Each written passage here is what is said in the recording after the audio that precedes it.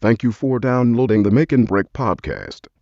For more information, visit us at makebrickshow.com.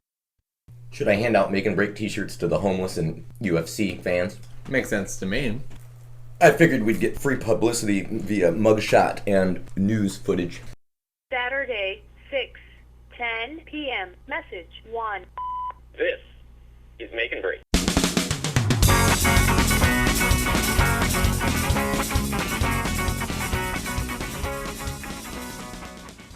You're listening to Make and Break, Episode 4, Eating Cheese with the Chairman. Welcome back, Chairman. Hey, it's great to be here. And I'd like to say, as I did last episode, eating cheese with the chairman is just like the last episode, but with cheese. You know what I like about the Turkey Club? No admission? It's a BLT, but more. Did you know that centipedes aren't bugs? Yes, they are. No, they're not. They are. I might be mistaken. No, screw that. I don't care what you tell me, science. They're arthropods. Which is a fancy word for weird fucking bug. Tell me a centipede's not a bug. I swear. I was looking up centipedes and pill bugs in the bug book, and none of them were in there.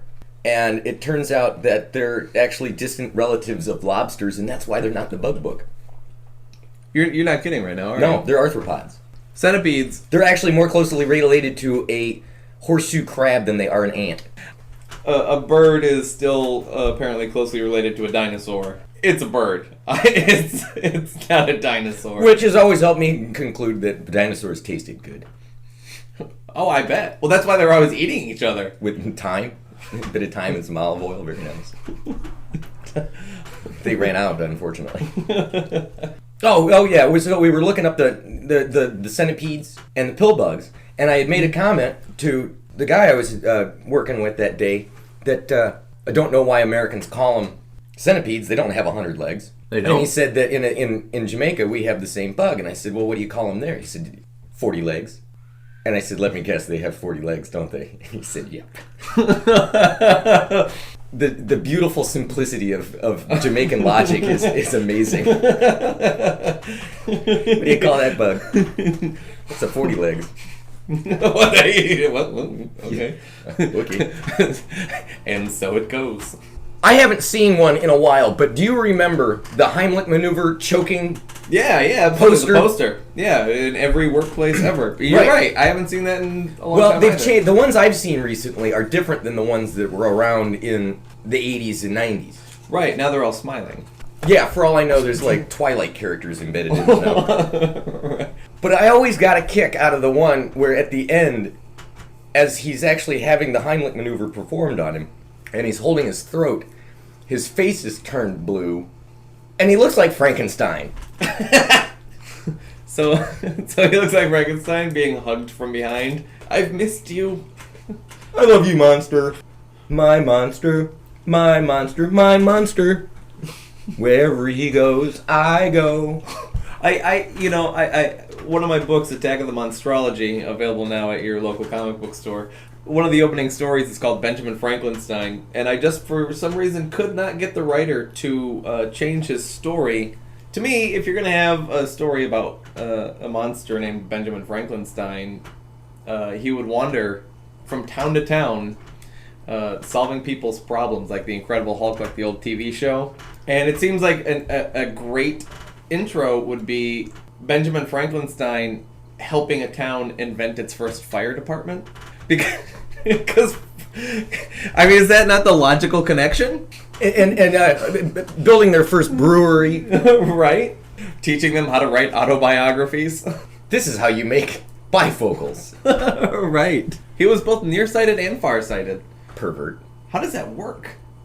He's like, at that point, if you're both nearsighted and farsighted, I don't think you're either. I think you're just middle-sighted.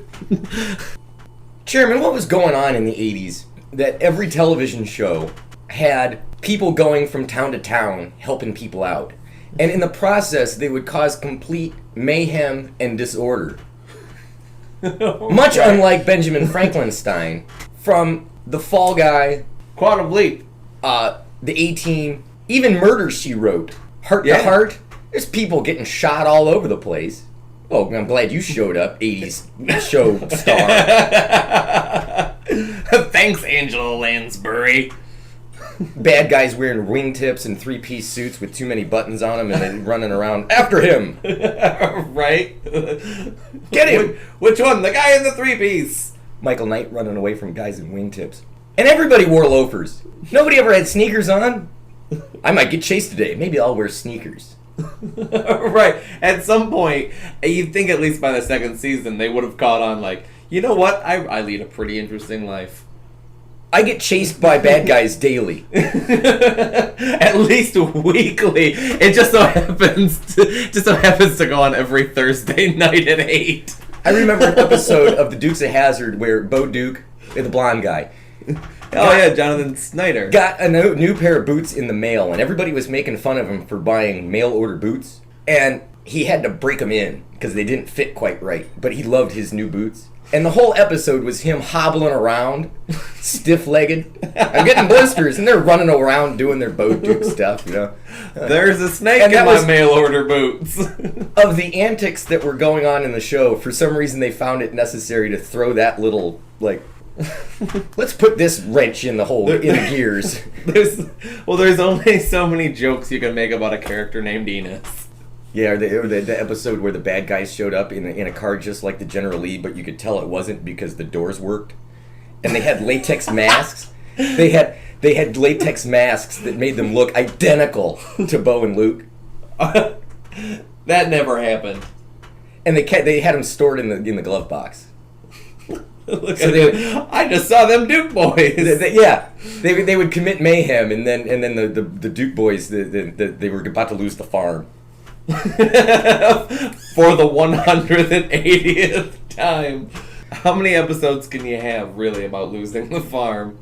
Ask the Jodes. What if I approached pregnant ladies and said, "Pregnant.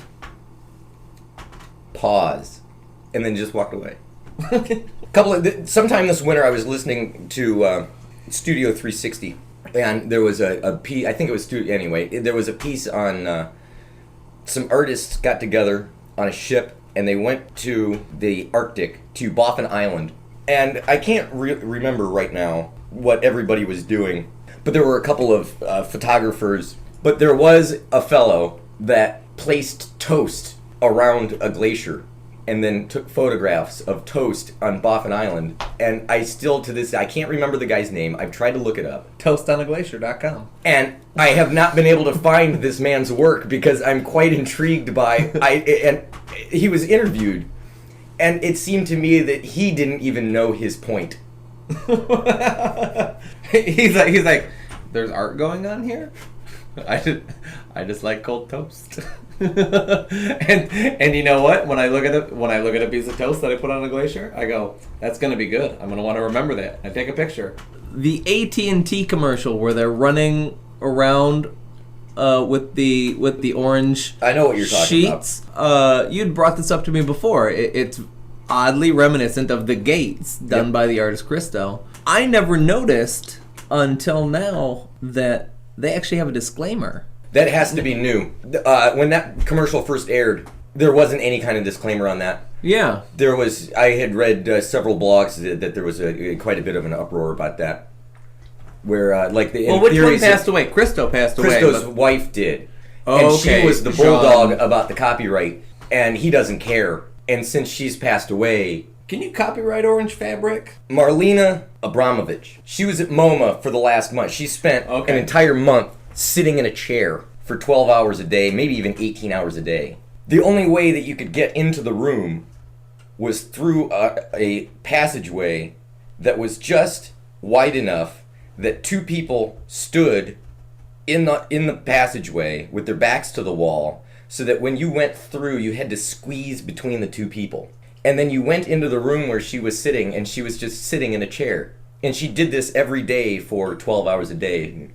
It's easier than me and cats, I guess. I was listening to a profile of her on the New Yorker's podcast. Christ, what an asshole. And a piece was described that she had done a while ago, that I don't remember what it was she was trying to express, but what it was that she sat in the middle of a ring of fire and promptly passed out because the fire burned off all the oxygen within the ring, and there was a doctor in the room that took care of everything and she was perfectly fine. And I just got to thinking about, where's the line drawn? Where's the line drawn between performance art and the Jackass movies? I don't think there is a line. I have a hard time delineating that myself. I don't think there is a line. It's a film. They're doing something for a camera, perfectly aware that there is a camera there. So any one of them could have, and I use this term loosely, could have very well been nominated for Best Actor, and that's an award they give to people in the performing art. If you cover yourself in snakes at a carnival, you're a freak. But if you do it with a bunch of people around you drinking wine, it becomes art. Is that how that works? Yeah. I think that's all it comes down to. I mean, maybe they should start selling wine at the carnival. Jim, what's the difference between a soup and a stew? I'd have to say that the simple answer is the amount of liquid. One of the things that I've thought about is I can walk around with a cup of soup. And sometimes it's heavily pureed soup, like cream of asparagus, where it's just liquid. Where are you walking around with this soup? At work. With a cup of soup? A mug. A mug of soup. A mug of soup, just like Lipton cup of soup, but instead of getting it out of a package, it's out of a big pot. Right. Okay, so I have a cup of soup, walking around drinking it. Why is that an okay thing to do societally? Why is it okay for that behavior? But if I were to walk around, you asked about stew earlier, if I had gravy in a cup, now think about this. What's the difference between stew, soup, and gravy? Soups are made with liquids, with flavors that have been cooked in a pot, where a gravy is made with the remnants of cooking in a pan. So there's remnants of that, just like there's remnants in the soup. The stew is all kinds of stuff cooked in a pan. You merge the two, you kind of have a gravy. But if I had a cup of, what do you have in the mug there, Jim? Pork gravy.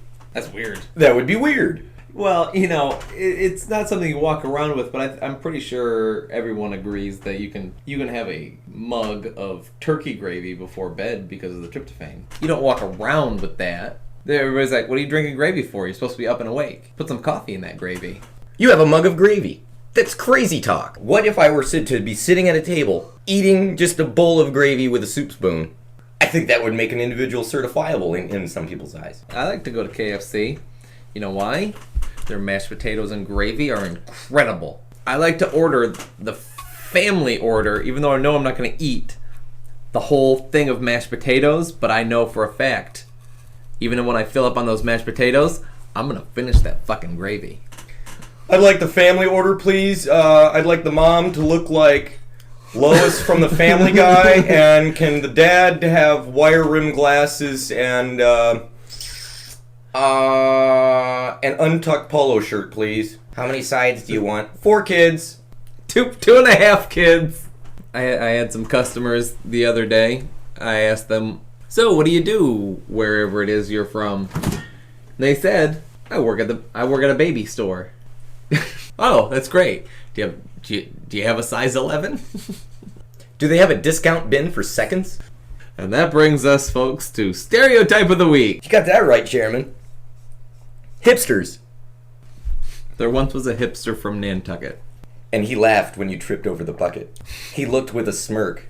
And said, what a jerk. And he walked away with his hands in his pockets. I'll take that. Is it okay to wash down St. John's wort with beer?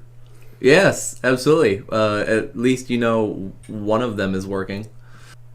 Make and Break is underwritten by the Phil Ken Sebin Trust for the Advancement of Depth Perception Research.